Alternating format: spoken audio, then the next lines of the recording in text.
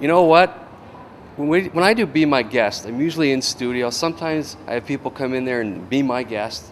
A lot of times it's just a phone interview. I'm at the Hockey Hall of Fame tonight because they're going to be talking about the book Concussed, which we've talked about before in Be My Guest. Many of the shows have talked about Concussed. It's a very important book. It's all about concussions. And you know what? I'm joined here today by Wayne Smith. Wayne plays for the Toronto Argonauts. I've covered the CFL, I guess probably like 1995 was the first year I've covered it. Wayne was the first pick overall by Hamilton. It's like 1,000 years ago, right? Yeah, it's been a while. And you've done the tour of the CFL. Yeah, a couple stops. Okay, but now you're with the Toronto Argonauts. Just say, why did you come down here today?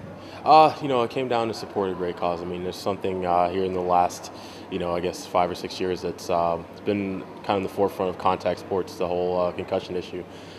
Being that I've played in football for the better part of 18, 20 years. Definitely something that I'd like to learn more about. Unfortunately, it's led to some sad instances with some lingering issues from concussion. So it's something that it's great that it's come more to the forefront, and there's a lot more awareness about it. Have you ever had a concussion? Not that I can remember. No. No. What are you, a wise guy? No, I've had 3 over the course of over the course of I guess 20 years isn't terrible, but now it used to be back then it was kind of brush it off and went back, and now there's a lot more protocol as far as testing and making sure you're ready to get back out there. What happens when you get a concussion? Because I've been told like it's the second time you're going to notice it far more than the first time. Am I correct? And what do you experience when you get a concussion? There's an array of different symptoms. The last one I had, I could remember it took a while for everything to come in focus. Like I'd stare at something and it almost like it would take a minute for my eyes to focus. Become light sensitive, headaches, noise sensitive. It's definitely not fun, but it's unfortunately it's become a part of contact sports. So it's something that and you're not. I don't think you'll ever completely get rid of them. So the best thing is to be able to recognize them and know how to deal with them. One of the things I like about the Canadian Football League is the rule that they put in. I think it was put in for this year. Your helmet's off, the play stops right then and there. And actually, I saw it happen this year in a game where a guy continued to go forward playing without his helmet and he got nailed. It was like a 10-yard penalty. I think it's a very progressive move. And I'm wondering something like, when you see the amount of concussions that are happening and you see a rule like that put in place, does it make you say, you know what, I'm glad somebody's thinking for me instead of me having to think for myself? It's sometimes, sometimes as athletes we can be our own worst enemies because, you get in the heat of the battle. So a lot of times, your helmet's off, but you've got a job to do, so you're going to continue to try to do it. So, it's good that that's in place to save us from ourselves. And, when you have an injury, I think you could tell me, being a professional athlete, do you want to just get back on the field and sometimes the coach puts it in your hands? Like, how do you feel, Wayne? Do you want to go back in there? Or is it sometimes the doctor makes the decision for you? Over the course of a career, I've had various ones. So it's, it all depends on the degree of the injury. There's times where they'll ask you, can you go? And then you, as an athlete, you have to balance it. Am I going to, we're all competitors, so we all want to be back out there. But A, am I going to be effective, and B, am I going to negatively impact the team? So that's where you have to, be able to take your personal feelings out of it and make the decision. You've had some injuries. I know you've had an Achilles injury. I think you've had one more. You've gone through a lot of things, debilitating things that could have stopped your career. Yep. What pushed you to go forward? I'm stubborn, right? So it's I refused to let my career end like that. I did everything I could in my power to get back. The Achilles, I did it 2 weeks before training camp, and I was ready to play probably the last 4 games of the season in the playoffs. Like I pushed myself to that point, and I told them as soon as I did it that I'd be ready for the playoffs, and they kind of just shrugged it off like, yeah, and I was cleared and everything. But by that point in the season, in retrospect, I guess they decided it was better to safer to keep me off because they'd never really seen somebody come back from one that fast. And then the next year was the knee, and it was kind of the same process. So at the same time, you just have to believe in the protocol that they set forth for you, and work ethic. I had those 2 injuries. I had tunnel vision. That's the only thing on my mind was getting back on the field.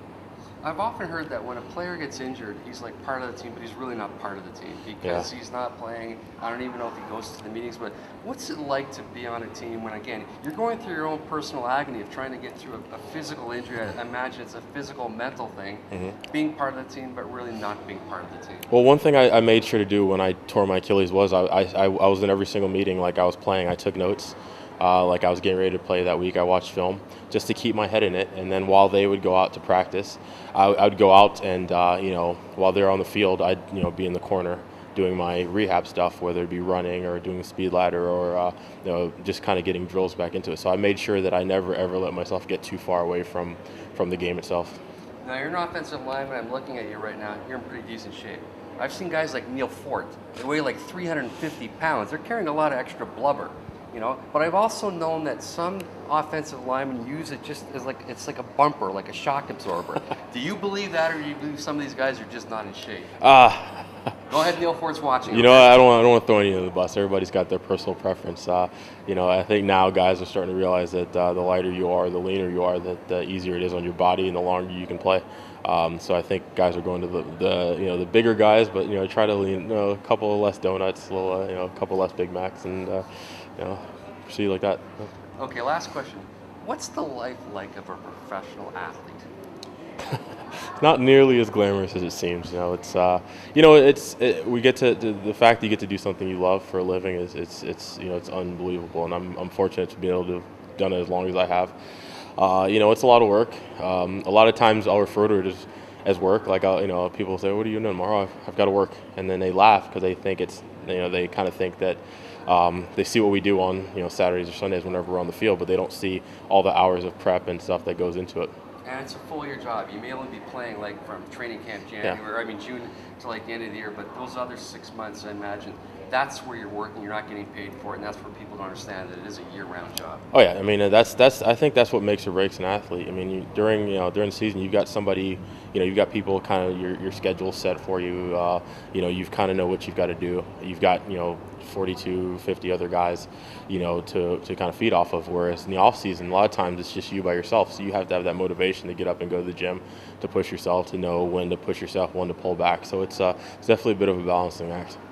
You've probably been interviewed, I don't know how many times in your life, but being interviewed by me on my show, Be My Guest, is this the highlight? This is definitely the highlight. I mean, it's here getting interviewed, the Hockey Hall of Fame. I mean, what could be better, right? What do you think about this guy? You know what? Not only is he a good player, he gives great interviews. Folks, pay attention to Wayne Smith, because I think he's going to win the Grey Cup this year with the Toronto Argonauts. That's the plan. That's fully the plan. Thanks a lot. Appreciate it. Thank you. All right.